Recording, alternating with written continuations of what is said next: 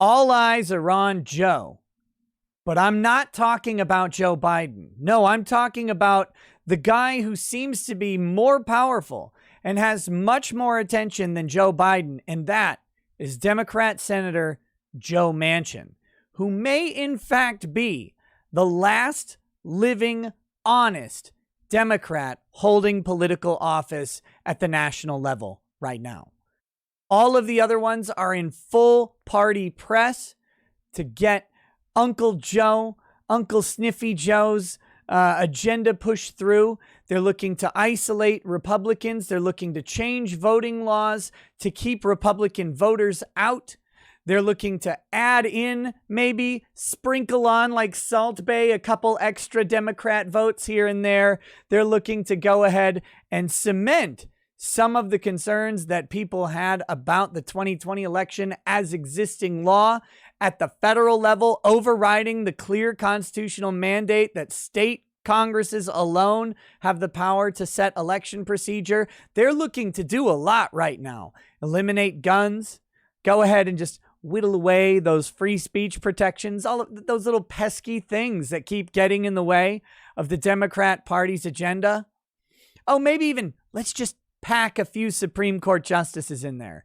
And right now, there's one guy standing in the way. Doesn't have an R next to his name. It's not Turtle Mitch McConnell. It's not Mitt Romney or any other patrician Republican or anything like that. It's Joe Manchin. So let's talk about it. I'm Nick Rekieta of Rekieta Law, a small law firm in central Minnesota. I'm a lawyer. I'm also a legal and political commentator on YouTube and on Odyssey. Wherever you're watching, hit that like button, hit subscribe, and turn on your notifications. I don't want you to miss any videos as they come out. All right, so we are talking about this headline, which is one of many similar headlines going around right now because the media's eyes are on this Joe, not that other guy. They care a lot more about what Kamala has to say anyway. They're not really concerned with Biden. They are concerned with Manchin, who is not doing what he's supposed to. So it says Manchin tanks Democrats' hopes of going it alone on their sweeping agenda. And I have one word analysis for this. Good. Good. Their agenda is terrible. It is bad for the economy. It's bad for you and me. It's bad for freedom. It's bad for election integrity. It's bad for immigration. It's bad for the nation. It's terrible economic policy with horrifying implications on taxes that are only just beginning. And I think we've got a long way to go. But that being said, let's take a look at why they're so mad. Senator Joe Manchin may have finally torpedoed Democrats' hopes of sweeping voting rights legislation. Voting rights legislation, when it's said by the media, means voting left legislation. Like, let's be real. If they're going to do this, by the way, if they get to do this, we get to do this. If they say that any Republican efforts at election integrity, voter ID, reasonable voting regulations and requirements, any of those things, if those are all Jim Crow era restrictions on voting rights, then we're just going to go ahead and say voting rights legislation means voting left legislation, because that's all it's aimed to do. It's aimed to cement voting power to Democrats and using suspicious methods and then not really allowing people to even question the methodology that's going on, because anybody who does is labeled a racist, bigot, conspiracy theorist, liar. And it seems increasingly that we're finding out some of these concerns are genuine concerns. And a lot of legislatures across the country right now are looking into them. But that's a separate topic you can find in some other videos that I've done. Here we go. When on Sunday, he ended any speculation he'd vote to end the Senate filibuster to advance President Joe Biden's agenda. They want to get rid of the filibuster now because the filibuster stands in the way of their ability to have single party control. They don't have a supermajority in the Senate. They have a 50-50 split. And they technically don't even have that because two of the Democrats included in the 50 are independents. They just always vote Democrat because they're Democrats. But that being said, there's a 50-50 split in the chamber right now, and they want it to be 60-40. They want a Democrat supermajority in the Senate. They want that to go through. They're relying on people like Mitt Romney to go ahead and change and flip over and vote with the Democrats on basically every issue. That's what they're trying to have happen, but they just can't reliably get 10 Republicans to switch. And the Senate isn't made to have supermajority status. It's actually made to grind things to a halt, especially when it comes to partisan specific policy. This stuff is supposed to move slow.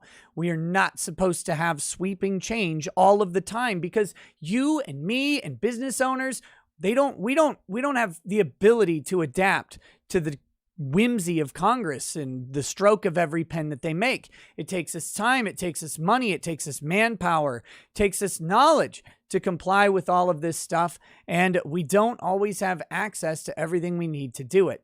That's why it's supposed to be slow. It's how the founders designed it. All that conflict in there, it's baked into the system. It's baked into the system because we're not supposed to move fast. So whenever you hear any congressman saying, we got a bunch to do, we're going to get to work, the American people want us to work. No, we don't want you to work.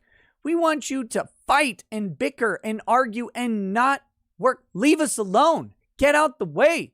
Get out the way. Move, you old man. Get out the way. Manchin has for months opposed efforts to end the filibuster, but that seems to have only intensified liberal impatience to kill it.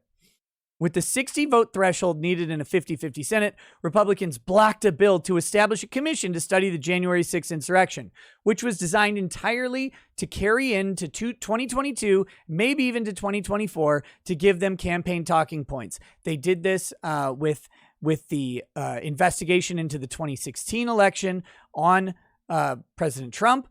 They did this they carried it into 2018. Actually, through 2018, they tried to make Trump stealing the election a big talking point. They're going to do it on January 6th because they want to paint the Republican Party as insurrectionists. But never mind. We're not even going to get into it.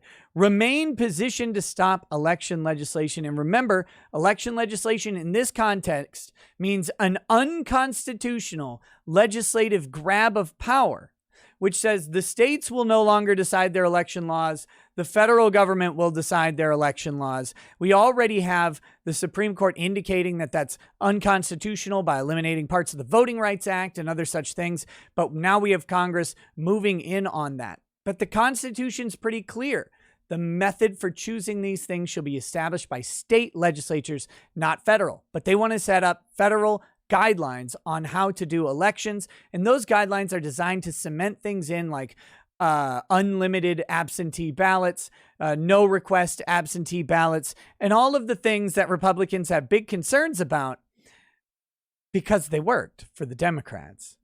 The news will keep telling you that they didn't work, but if they didn't work, why do they want them so badly? That's my question. If they didn't work, why do they want them so badly, and why do they oppose audits so heavily? But let's skip that topic for another time again, and finally have a negotiating advantage in infrastructure talks and had ensured Biden has no room for error when it comes to his nominations, including a possible Supreme Court appointment. And the left would love that to be Clarence Thomas. May he never go on a hunting trip or sleep alone ever again. But it would likely be Stephen Breyer resigning as the oldest member of the court and the oldest left-leaning member of the court. So therefore, a left-leaning judge could be put in to replace him. But here we go. Here's what I wanted to get to from Manchin specifically. We are now witnessing that the fundamental right to vote has itself become overtly politicized. Today's debate about how to best protect our right to vote and to hold elections, however, is not about finding common ground, but seeking partisan advantage. And in case anyone missed the message, Manchin added, I believe that partisan voting legislation will destroy the already weakening binds of our democracy, and for that reason, I will vote against the For the People Act. Furthermore, I will not vote to weaken or eliminate the filibuster. And ladies and gentlemen, that is a congressional mic drop that should be respected, because there seems to be at least one senator with integrity. And let's pray to God he doesn't have any information that would lead to the arrest of Hillary Clinton. Godspeed, Joe Manchin. Keep it up. Let me know what you guys think in the comments below. And until next time, thanks for watching. Peace. Peace.